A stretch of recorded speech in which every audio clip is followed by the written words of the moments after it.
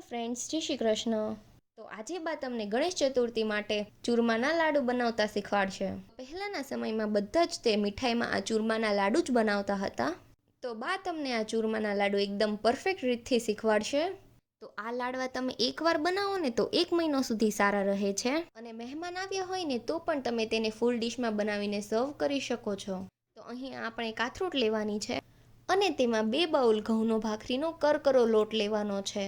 તો અહીંયા 2 બાઉલ આપણે ટોશ વાળીને લીધો છે, અને અહીંયા આપણે 4 ચમચી બેસન લીધો છે અને તે પણ કરકરો લીધો છે. અને ચણાનો લોટ નાખવાથી લાડવામાં ટેસ્ટ બહુ જ સારો આવે છે. તો બંને લોટને આપણે મિક્સ કરી લેવાના છે. પછી 1/4 બાઉલ આપણે તેલ લેવાનું છે, બાઉલના ચોથા ભાગ જેટલું, અને તેને સારી રીતે લોટમાં આપણે મિક્સ કરી લેવાનું છે. અને જો તમારે ઘીથી મોણ દેવું હોય તો પણ દઈ શકો છો. તો આ રીતની મુઠ્ઠી પડે ને એ રીતનું તમારે મોણ દેવાનું છે.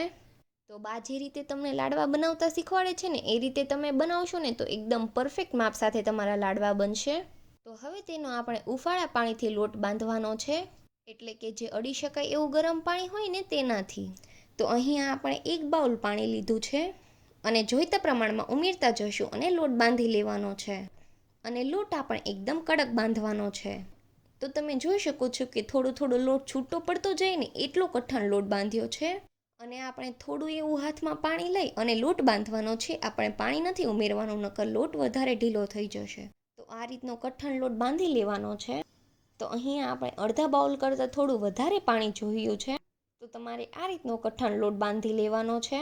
તો હવે તેમાંથી આપણે મુઠિયા બનાવી લેવાના છે. થોડો લોટ આપણે હાથમાં લઈને આ રીતે મુઠિયા વાળવાના. તો આ રીતના હાથમાં લોટ લઈ વારાફરતી બંને હાથમાં આ રીતે પ્રેસ કરીને તમે પરફેક્ટ મુઠિયા બનાવી લેજો. તો આ રીતે જ આપણે બધા મુઠિયા બનાવી લેવાના છે. અને તમને મુઠિયા બનાવતા ન આવડતા હોય તો જાડી ભાખરી બનાવી અને 4 ચીરા કરીને પણ તળી શકો છો, અને તે પણ પરફેક્ટ જ બનશે. આ રીતના આપણે બધા જ મુઠિયા બનાવી લીધા છે. અને અહીંયા આપણે તેલ પણ ગરમ કરવા મૂકી દીધું હતું.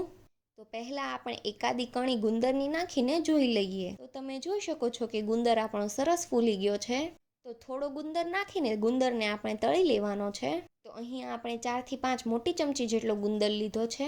તો બધું જ ગુંદર આપણે આ રીતે તળી લેવાનો છે. તો તમે જોઈ શકો છો કે બધું જ ગુંદર આપણો એકદમ સરસ ફૂલી અને તળાઈ જાય છે. ગુંદર આપણે તળીને તૈયાર કર્યો ને તો પોણા બાઉલ જેટલો થયો છે. હવે આપણે ગેસની ફ્લેમ સ્લો કરી દેવાની છે અને મુઠિયાને ઉમેરી દેવાના છે. તો અહીંયા આટલું તેલ છે ને એટલે 5 થી 6 મુઠિયા જ ઉમેરીશું.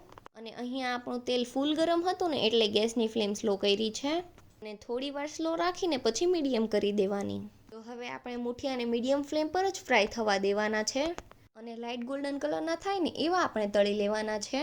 અને મીડિયમ ફ્લેમ પર આપણે મુઠિયાને ફ્રાય કરશું ને તો અંદરથી પણ એકદમ સરસ તળાઈ જશે.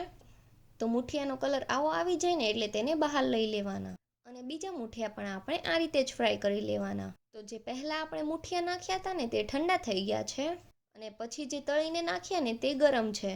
તો જે ઠંડા મુઠિયા છે ને તેના આ રીતે આપણે કટકા કરી લેવાના છે, અને ઓલાના આપણે 5 મિનિટ પછી કરીશું. તો તમે જોઈ શકો છો કે આપણે મુઠિયાના એકદમ નાના ટુકડા કરી લીધા છે. તો અડી શકાય એટલા ગરમ હોય ને ત્યાં જ હાથમાં ચોળી લેવાના છે, નકર પછી નહીં ચોળાય, કેમ કે પછી કડક થઈ જાય ને એટલા માટે. તો બંને હાથે આ રીતે ચોળી નાખશો ને એટલે તેનો એકદમ સરસ ઝીણો ભૂક્કો થઈ જશે. તો હવે તેને આપણે મિક્સરમાં ક્રશ કરી લેવાના છે. તો આ રીતે હાથથી ચોળી અને પછી મિક્સરમાં ક્રશ કરશો ને તો એકદમ પરફેક્ટ ટેક્સચર આવી જશે. તો અહીંયા આપણે એકદમ સરસ ક્રશ થઈ ગયું છે. તો મોટી ગાંગડી પણ નથી રહી અને એકદમ ફાઇન ચૂરમું તૈયાર થઈ ગયું છે. તો બીજું બધું પણ આપણે આ રીતે જ પીસી લેવાનું. તો એકદમ કરકરો લોટ હોય ને એવું આપણું ચૂરમું બનીને તૈયાર થઈ ગયું છે. અને મુઠિયાની કણી થોડી જાડી રહે ને તો તમારે ચાળી લેવું. તો અહીંયા અમારે પરફેક્ટ ટેક્સચર આવી ગયું છે એટલે બીજું કંઈ કરવાની જરૂર નથી. તો અહીંયા આપણે કડાઈ લેવાની છે. તેમાં આપણે અડધા બાઉલ કરતાં થોડું વધારે ઘી ઉમેરવાનું છે.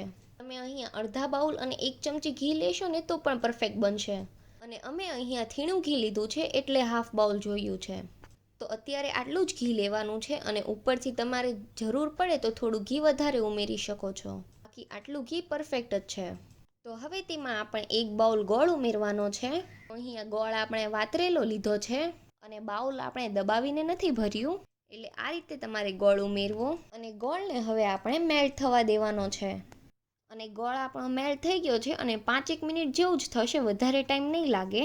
અને તમે જોઈ શકો છો ફરતી બાજુથી ગોળ આપણો ફૂલવા લાગ્યો છે. તો આ રીતે અડધો ગોળ ફૂલી જાય ને એટલે ગેસની ફ્લેમ આપણે બંધ કરી દેવાની છે. અને ગેસની ફ્લેમ બંધ કરશું ને તો પણ બધો જ ગોળ ફૂલી જશે. અને વધારે પાક નથી લેવાનો, અડધો ગોળ ફૂલે ને એટલે ગેસની ફ્લેમ બંધ જ કરી દેવાની.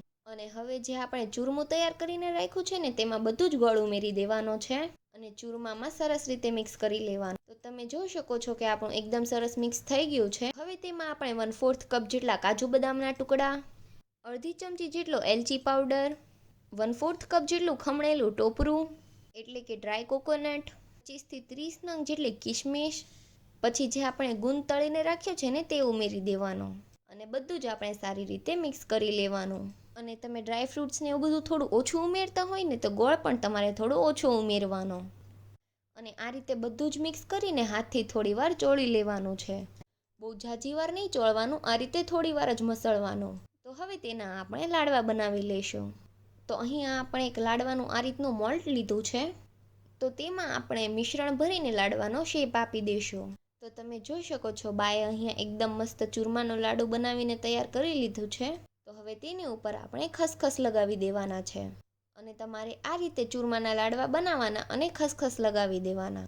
તો આ રીતે ખસખસ લગાવી દેવાના અને બધા જ લાડવા આ રીતે જ બનાવી લેવાના. અહીંયા આપણે એકદમ ટેસ્ટી ચૂરમાના લડ્ડુ તૈયાર થઈ ગયા છે.